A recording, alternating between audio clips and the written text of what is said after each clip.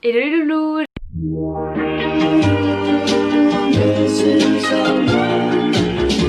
J'espère que vous allez bien, on se retrouve aujourd'hui dans une nouvelle vidéo.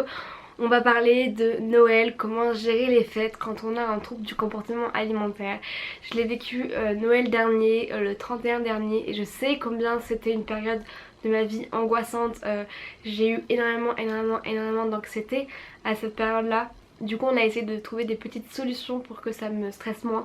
Mais c'est vrai que je pense que c'est la période de ma vie où j'ai été le plus angoissée au monde par la nourriture, par le fait d'être en famille, par le fait voilà, de ne pas pouvoir fêter le 31 dans une soirée parce que voilà je mangeais pas, donc ma mère avait extrêmement peur que je fasse un malaise et que tout le monde soit bourré et personne ne puisse s'occuper de moi.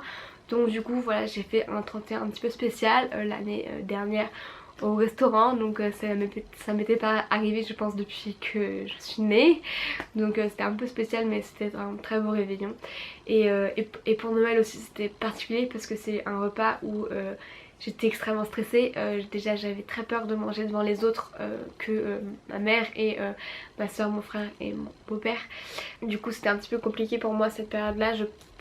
Je pense que j'en parle dans ma vidéo Vlogmas épisode 2 où on fait le sapin, et je dis que c'est un repas qui a été extrêmement compliqué parce que je n'ai mangé qu'une crevette tout au long du repas alors que c'est des repas qui peuvent durer des heures. Bref, Noël c'est un tas d'événements qui peuvent être angoissants, et c'est vraiment un moment de l'année qui peut être très angoissant pour une personne atteinte de TCA. Du coup c'est pour ça que j'avais très envie de faire cette vidéo pour vous donner mes conseils sur comment gérer la période des fêtes en ayant un trouble du comportement alimentaire. Du coup j'espère que ça va vous plaire, je vous laisse tout de suite avec la suite.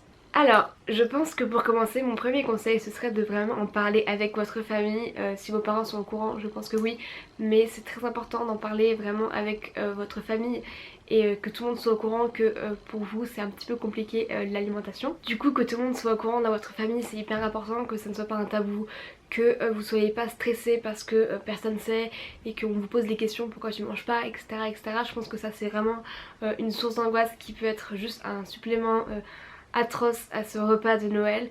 Donc vraiment que tout le monde soit au courant, vraiment discuter autour de ça avant Noël. C'est hyper important que voilà, tout le monde avec qui vous fêtez Noël sache que vous avez une relation avec l'alimentation qui est en ce moment très compliquée, etc.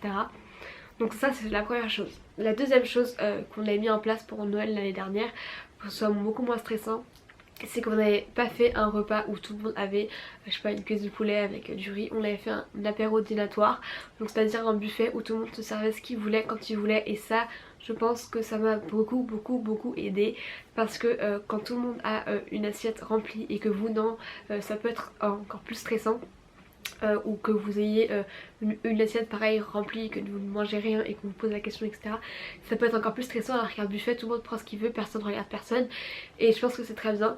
Moi ça m'avait vraiment beaucoup aidé, donc parler de ça avec vos parents c'est vraiment ce qui m'a vraiment beaucoup aidé à gérer l'anxiété à ce niveau là. C'est que vraiment on avait vraiment un petit peu de tout. Donc voilà, donc j'avais mangé vraiment une seule crevette, mais au moins tout le monde se sert et vous n'êtes pas stressé par le fait que voilà ce soit à l'assiette, etc. Donc ça c'est vraiment hyper important. Si vous pouvez mettre en place ça à Noël, je pense que ça peut énormément vous aider. Donc voilà. Ensuite proposer une activité pour après le repas de Noël, c'est ce que j'avais fait. Moi j'avais acheté par exemple des petites boules de Noël et puis on avait décoré chacun notre petite boule pour le sapin, etc. Et du coup ça permet en fait de couper le repas et que ça ne dure pas jusqu'à 18 h, parce qu'on connaît les repas de famille qui durent pendant des heures. C'est hyper stressant de rester à table même sans manger ou quoi. C'était un moment hyper... J'avais proposé une activité où chacun décorait sa petite boule de Noël et comme ça on avait vraiment arrêté le repas et puis on passait à autre chose quoi. Proposer une activité, un jeu, enfin voilà, un truc qui permet de couper le repas et de dire bon c'est bon, on a fini de manger, on sort de table et on fait autre chose. Donc ça c'est important. L'autre conseil que je pourrais vous donner, c'est d'aider à faire à manger si la vision de la nourriture ne vous angoisse pas.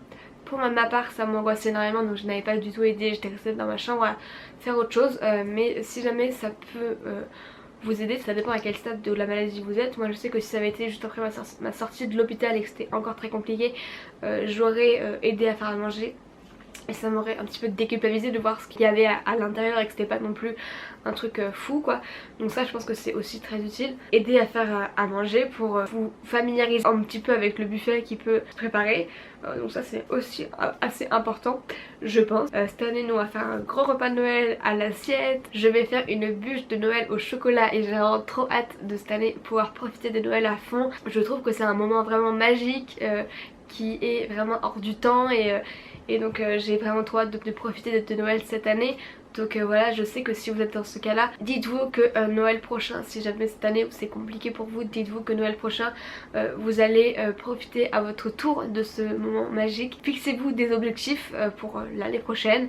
Si jamais vous savez que cette année ça va vraiment être compliqué, donnez-vous des mini objectifs si vous pouvez pour cette année. Par exemple, je sais pas, manger une demi-part au moins de gâteau, ou je sais pas, buvez un truc qui vous fait plaisir. Voilà, essayez de vous donner des mini objectifs pour au moins essayer de profiter un minimum de cette fête qui est belle, qui est en famille et qui est unique dans une année. Donc voilà, j'espère que cette vidéo vous a plu, j'espère qu'elle vous aura aidé pour vous donner des idées pour ce Noël, voilà, qui va être spécial en plus avec le Covid. Donc voilà, en tout cas si c'est le cas, n'hésitez pas à vous abonner, c'est gratuit et ça me fait super plaisir. N'hésitez pas aussi à mettre un petit pouce, ça permet de me soutenir et encore une fois c'est gratuit. Mettez un commentaire si jamais vous avez une question, si jamais vous avez un conseil à donner en plus des miens. Mes DM sont ouverts, je réponds à tout le monde, des fois ça prend un petit peu de temps mais je réponds vraiment à tout le monde, donc ça se passe juste ici. Voilà, en tout cas je vous fais plein de gros bisous, prenez bien soin de vous, passez de belles fêtes. Je pense qu'on se reverra d'ici là vu qu'on a une vidéo par jour en décembre. Et voilà, je vous embrasse très fort, je pense à vous. Plein de gros bisous, bye.